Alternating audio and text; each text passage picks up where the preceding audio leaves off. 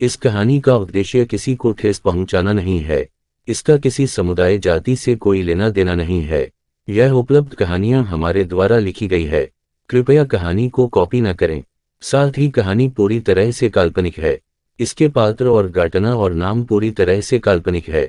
अगर यह किसी के जीवन से मेल खाते हैं तो इसे महज संयोग ही समझा जाए। कहानी का उद्देश्य केवल मनोरंजन करना है। इसे उसी तरह से देखा जाए।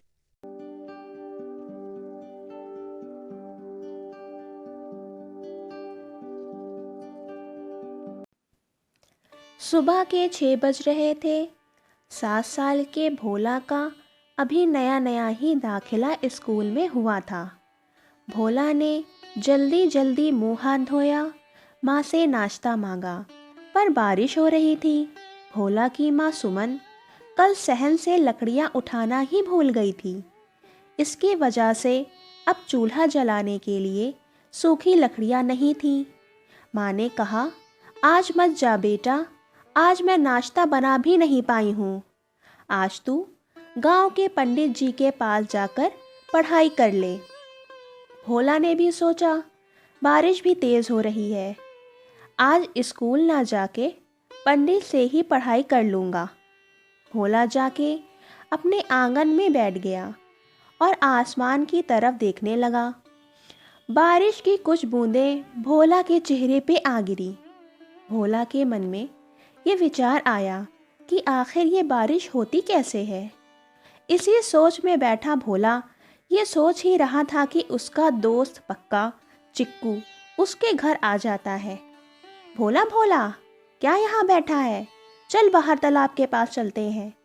तभी भोला ने कहा, नहीं चिक्कू, आज पंडित जी के पास पढ़ाई के लिए जाना है। चिक्कू, ओह चल फिर ठीक है, मैं भी चलता हूँ। अब बारिश भी रुक चुकी थी। भोला और चिक्कू दोनों पंडित जी के पास पहुँच जाते हैं। पंडित जी पलंग पे बैठे चाय की चुस्कियाँ ले रहे थे और पढ़ा रहे थे। 2 एकम 2, 2 दूनी 4। जैसे ही भोला बैठने लगा, फौरन पंडित जी ने कहा, चले बैठने, पहले आशीर्वाद लो। चिक्कू और भोला ने आशीर्वाद लिया और भोला की माँ सुमन ने बासमती चावल और कुछ गुड़ पंडित जी को भेजा था, क्योंकि भोला के घर अगले दिन सत्यनारायण की पूजा थी, जिसमें पंडित जी को आके कथा करनी थी। भोला ने पंडित जी से आखिर पूछ ही लिया, पंडित जी ये बारिश क्यों होती है? पंडित जी ने कहा, ये तो ईश्वर के द्वारा होती है। हमारे ईश्वर इंद्र भगवान को वर्षा का देवता माना जाता है। इंद्र को बादलों का स्वामी, समुद्र का मित्र और वनों का आधार भी कहा जाता है। इंद्र को वृक्ष धारण करने वाला, राक्षसों से लड़ने वाला माना जाता है।